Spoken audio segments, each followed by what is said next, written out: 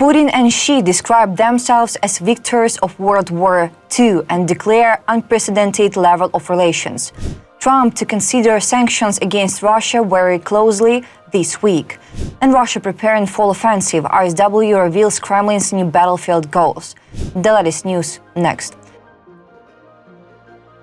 In Beijing, Russian dictator Vladimir Putin and Chinese leader Xi Jinping held talks during which they discussed the unprecedented level of cooperation, with Putin declaring that Russia and China had been the main victors of World War II, reported by CNN, Kremlin-aligned Russian news outlets TASS and RIA Novosti.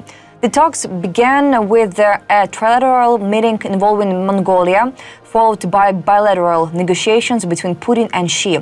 Putin invoked the memory of World War II, stating that Russia and China had been its main victors. Putin said, quote, "We were always together then, and we remain together now." In response, Xi referred to Putin as an old friend and stressed China's readiness to work together with Russia to build a just and reasonable global governance system. China is willing to work together with Russia to support each other's development and revitalization, firmly uphold international fairness and justice, and build a just and reasonable global governance system. Following the talks, Gazprom announced that it had signed a legally binding agreement with China's CNPC on the construction of the Power of Siberia 2 gas pipeline. The project is planned to transport 50 billion cubic meters of gas annually from Russia to China through Mongolia. These talks in Beijing are more than diplomatic formalities. They are a signal to the world when Xi Jinping calls Putin an old friend and pledges to build a just and reasonable global governance system.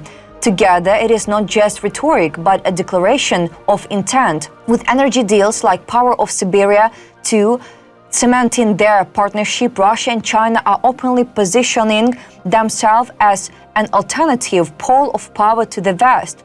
The lesson for the international community is clear. The alignment is not symbolic, it is strategic. And in a world where authoritarian powers are tightening their bonds, the free world must remain vigilant. And in a world where authoritarian powers are tightening their bonds, the free world must remain vigilant.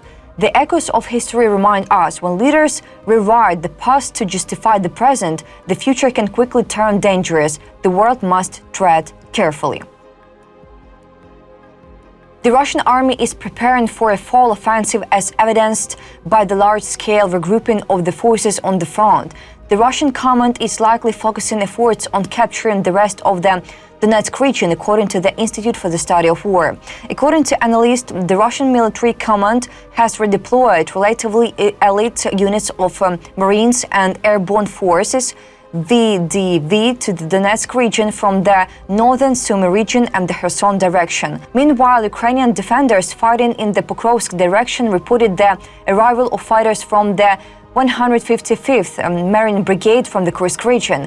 Earlier, a Russian military blogger likely linked to the northern grouping of Russian forces also claimed the transfer of the 177th Marine Regiment and the 40th Marine Brigade from the northern Sumy region. As ISW noted, the reports of redeployments indicate that the Russian offensive in the fall of 2025 will focus on efforts to capture the rest of the Donetsk region, particularly in the areas of Dobropilla, Pokrovsk and Konstantinivka.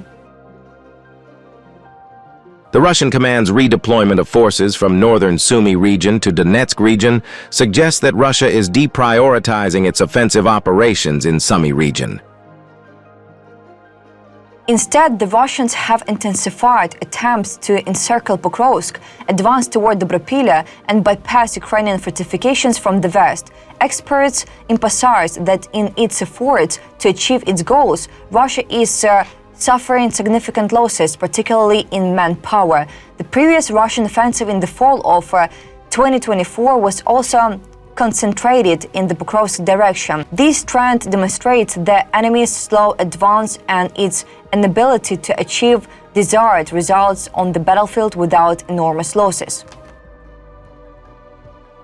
South Korean lawmakers have said, citing intelligence, that about 2,000 North Korean service personnel sent to Russia to take part in combat in Ukraine have been killed, reported by South Korean Yonhap news agency. South Korea's National Intelligence Service also noted that Pyongyang plans to send about 6,000 additional soldiers to Russia as a third batch to aid Moscow's war against Ukraine, and that about 1,000 combat engineers have already arrived in Russia. According to the intelligence, the existing troops are deployed in the rear as reserve forces. Yonhap recalls that since October last year, North Korea has sent about 13,000 military personnel to support Russia's military actions. North Korea itself has said it lost about 350 soldiers during the first and second deployment phases. This situation is more than just a tactical move on the battlefield. It is a symbol of how far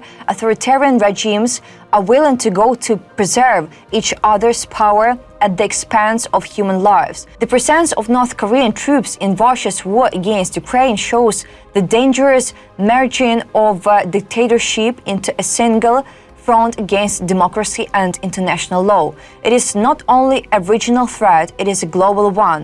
The message is clear. If the world does not act with unity and determination, the chain of authoritarian solidarity will only grow stronger. Today, North Korean soldiers fight in Ukraine. Tomorrow, other regimes may add their weight to this destructive alliance. This is why vigilance, solidarity, and unwavering support for Ukraine are not just moral imperatives, but the only way to prevent the spread of war and instability across the globe.